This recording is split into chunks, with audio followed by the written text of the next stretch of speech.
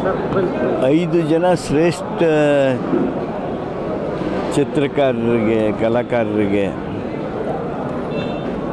ಪ್ರಶಸ್ತಿ ಪ್ರದಾನ ಮಾಡುವಂಥ ಅತ್ಯಂತ ಸಂತೋಷದ ಅಭಿಮಾನದ ಕಾರ್ಯಕ್ರಮದಲ್ಲಿ ಪಾಲ್ಗೊಂಡು ಸಂತೋಷವನ್ನು ಹಂಚಿಕೊಂಡು ಆ ಕೆಲವು ಕಲಾಕೃತಿಗಳು ಏನು ನಮಗೆ ಕೊಟ್ಟರು ಅವುಗಳನ್ನು ನೋಡಿ ಸಮಾಧಾನದಿಂದ ನೆಮ್ಮದಿಯಿಂದ ಹೊರಗೆ ಬಂದಿದ್ದೇವೆ. ಏನು ನೀವೇನು ಕೇಳೋದಿದ್ರೆ ಕೇಳಿರಿ ಸರ್. ನೇರವಾಗಿ ಪ್ರಶ್ನೆ ಬರ್ತೀವಿ. ಡಿನ್ನರ್ ಮೀಟಿಂಗ್ ನಡೆದಿದೆ, ಅದ್ರ ಸಂಬಂಧಪಟ್ಟಾಗಿ ಸಾಕಷ್ಟು ಚರ್ಚೆಗಳಾಗ್ತಿದೆ. ತಮಗೆ ಸರ್ಕಾರದ ವಿರುದ್ಧ ಏನು ಸುದ್ದಿ ಸಿಗ್ತಾ ಇಲ್ಲ ಅಂಥೇಳಿ ಊಟಕ್ಕೆ ಹೋಗಿದ್ದನ್ನು ಸಹಿತ ದೊಡ್ಡ ದೊಡ್ಡ ಸುದ್ದಿ ಮಾಡ್ತಾ ಇದ್ದೀರಿ. ಎಲ್ಲರೂ ಅಲ್ಲಿ ಹೋಗಿ ಬಂದವರು ಮಾತಾಡಿದ್ದೆವು, ಆದರೆ ಅಂಥದ್ದು ವಿಶೇಷ ಏನೂ ಇಲ್ಲ. ಊಟಕ್ಕಂತ ಹೋಗಿದ್ವಿ, ಪಕ್ವಾನ್ನ ಊಟ ಮಾಡಿ ಬಂದಿದ್ದೇವೆ ಅಂತ ಹೇಳಿದ್ದಾರೆ. ಅದು ಅಲ್ಲಿಗೆ ಮುಗೀತದು. ಅದು ಏನು ಹೆಚ್ಚು ರಾಜಕೀಯ ಮಹತ್ವ ಕೊಡುವಂಥ ಕಾರಣ ಇಲ್ಲ. CM ಸಚಿವರು ಒಂದು ಕಡೆ ಸೇರಿದಾಗ ಸಹಜವಾಗಿ ಕೂಡ ಒಂದಷ್ಟು ಚರ್ಚೆಗಳು ಬಂದೇ ಬರುತ್ತಲ್ವ, ಒಂದಷ್ಟು ಪ್ರಶ್ನೆಗಳು ಹುಟ್ಟುಹಾಕ್ತಾವೆ. ಅವುಗಳಿಗೆ ಉತ್ತರ ಕೊಟ್ಟಿರ್ತಾರೆ, ಅವುಗಳ ಬಗೆಹರಿದಿರ್ತಾವೆ. ಹಾಗೇನಾದರೂ ಪ್ರಶ್ನೆಗಳು ಬಂದರೆ ಅದೇನು ಅಂಥ ಊಟಕ್ಕೆ ಹೋಗಿದ್ದು ಎಷ್ಟು ಮಹತ್ವ ಅಷ್ಟೇ ಮಹತ್ವದ್ದು. ಸರ್, ಈಗ ಸಂಪುಟ ಪುನರಚನೆ ವಿಚಾರವಾಗಿ ಒಂದಷ್ಟು ಚರ್ಚೆಗಳು ನಡೀತಾ ಇದೆ. ಆ ಥರದಿಂದ ಪಾಸಿಬಿಲಿಟಿ ಇದೆಯಾ ಸರ್? ಸಂಪುಟ ಪುನರ್ರಚನೆ ಆಗ್ತದೆ ಅಂತ ಸುದ್ದಿ ಇರ್ತಿದ್ದು. ಆದರೆ ಮೊನ್ನೆ ಮುಖ್ಯಮಂತ್ರಿಗಳು ನಿಮ್ಮ ಎದುರಿಗೇ ಅದು ಹೈಕಮಾಂಡ್ಗೆ ಬಿಟ್ಟಿದ್ದು ಅಂತ ಹೇಳಿದರು. ಅಂದರೆ ಎಲ್ಲ ಚರ್ಚೆ ನಡೆದಿರಬೇಕು ಅಂಥೇಳಿನೇ ಸೂಕ್ಷ್ಮವಾಗಿ ಹೇಳಿದ್ದಾರೆ ಅಂತೇಳಿ ನೀವು ಅರ್ಥೈಸಿದ್ದೀರಿ, ನಾವು ಅದನ್ನೇ ಅರ್ಥೈಸ್ಕೊಂಡಿದ್ದೀವಿ. ಸಚಿವ ಸಂಪುಟ ಪುನರ್ಘಟನೆ ಆಗೋದಕ್ಕೆ ಇದು ಸೂಕ್ತ ಕಾಲ ಅಂಥೇಳಿ ಅವರು ಹೇಳಿದ್ದಾರೆ ಅಂತ ಭಾವಿಸಿದ್ದೇವೆ. ಆಗ್ಬೋದು, ಯಾವುದೇ ಹಂತದಲ್ಲಿ ಆಗ್ಬೋದು.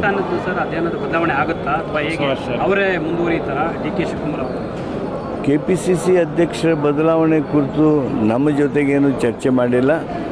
ಅವರೇ KPCC ಅಧ್ಯಕ್ಷರೇ ಕೆಲವು ಸಂದರ್ಭದಲ್ಲಿ ಕೆಲವು ಮಾತುಗಳನ್ನು ಹೇಳಿದರು ಅನ್ನೋದು ಬಿಟ್ಟರೆ KPCC ಅಧ್ಯಕ್ಷ ಸ್ಥಾನ ಬದಲಾವಣೆಯ ಚರ್ಚೆ ನಡೆದಿಲ್ಲ. ಸರ್, ಮತ್ತೊಂದಿಷ್ಟು ಗೊಂದಲ ಇದೆ ಸೀಟಿನ ವಿಚಾರದಲ್ಲಿ. CID ತನಿಖೆ ಮಾಡ್ತಾ ಇದೆ, ಅದೀಗ ಸಭಾಪತಿಯವರು ವ್ಯಾಪ್ತಿ ಬರುತ್ತೆ ಅನ್ನೋದು ಒಂದು ವಿಚಾರ. ಅದಾದಮೇಲೆ ಪೊಲೀಸ್ನವ್ರು ಹೆಂಗೆ ಪ್ರವೇಶ ಪಡ್ಕೊಳ್ತಾರೆ ಒಳಗಡೆ ಅನ್ನೋದು ಒಂದು ವಿಚಾರ. ಸಭಾಪತಿಯವರು ಅನುಮತಿ ಕೊಡಲ್ಲ ಅಂತಿದ್ದಾರೆ. ಈ ಕಾನೂನು ಸಂಘರ್ಷ ಸರ್, ಏನು ಮಾಡಬೇಕು ಪೊಲೀಸ್ನವರು? ಸಭಾಪತಿಗಳು ಪರವಾನಗಿ ಕೊಟ್ಟರೆ ಮಾತ್ರ ಪರಿಷತ್ತಿನ ಆವರಣದೊಳಗೆ ಅವರು ಬರೋದಕ್ಕೆ ಸಾಧ್ಯ. ಆದರೆ ಕಂಪ್ಲೇಂಟ್ ಯಾವ ಥರದ್ದಿದೆ ಅನ್ನೋದನ್ನು ನೋಡಿ ಮಾನ್ಯ ಸಭಾಪತಿಗಳು ಕಾನೂನಾತ್ಮಕವಾಗಿ ಅದನ್ನು ಪರಿಗಣಿಸಿ ಅವರೇ ನಿರ್ಣಯ ತೆಗೆದುಕೊಳ್ಬೇಕು. ಸಚಿವ ಪ್ರಿಯಾಂಕ್ ಖರ್ಗೆ ಅವರು ರಾಜೀನಾಮೆ ಆಗ್ರಹಿಸ್ತಾ ಇದ್ದಾರೆ ಸರ್. ಪ್ರಿಯಾಂಕ ಖರ್ಗೆ ಅವರ ಆ ಒಂದು ರಾಜಕೀಯ ಬೆಳವಣಿಗೆ, ಅವರ ಸ್ಪಷ್ಟವಾದ ಮಾತುಗಳು, ಅವುಗಳನ್ನು ಅವ್ರಿಗೆ ಯಾಕೋ ಸಹಿಸೋದಕ್ಕೆ ಆಗ್ತಾಯಿಲ್ಲ.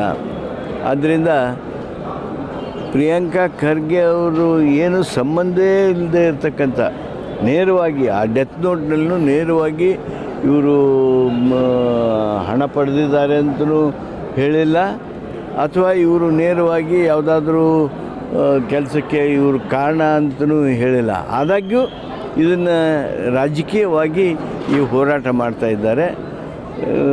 ರಾಜಕಾರಣದಲ್ಲಿ, ಅಭಿವೃದ್ಧಿ ರಾಜಕಾರಣದೊಳಗೆ ಈ ರೀತಿಯಾಗಿ ಒಂದೊಂದು ಸಣ್ಣ ಆಪಾದನೆಗಳನ್ನು ಅಥವಾ ಏನೋ ಅದಕ್ಕೆ ನಾವು ಕಪೋಲಕಲ್ಪಿತವಾಗಿ ಊಹಿಸಿಕೊಂಡು ನಾವು ಈ ರೀತಿ ಹೋರಾಟ ಮಾಡ್ತಕ್ಕಂಥದ್ದು ಸೂಕ್ತ ಅಲ್ಲ.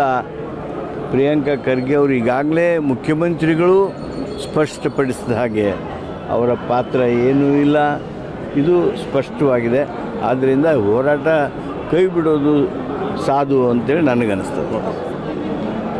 ಎಲ್ಲ ಊಟ ಮಾಡ್ಕೊಂಡು ಹೋಗ್ರಿ ಸರ್, ದಯವಿಟ್ಟು ಎಲ್ಲ ಮಾಡ್ಬಿಡಿ. ನೋಡಿ ಸರ್, ಇದೊಂದು ನೋಡ್ತಾರೆ, 11 ಚೂರು ತೆಗೀರಿ. ನಾಳೆಗೆ ಕರ್ಟನ್ ರೈಸರ್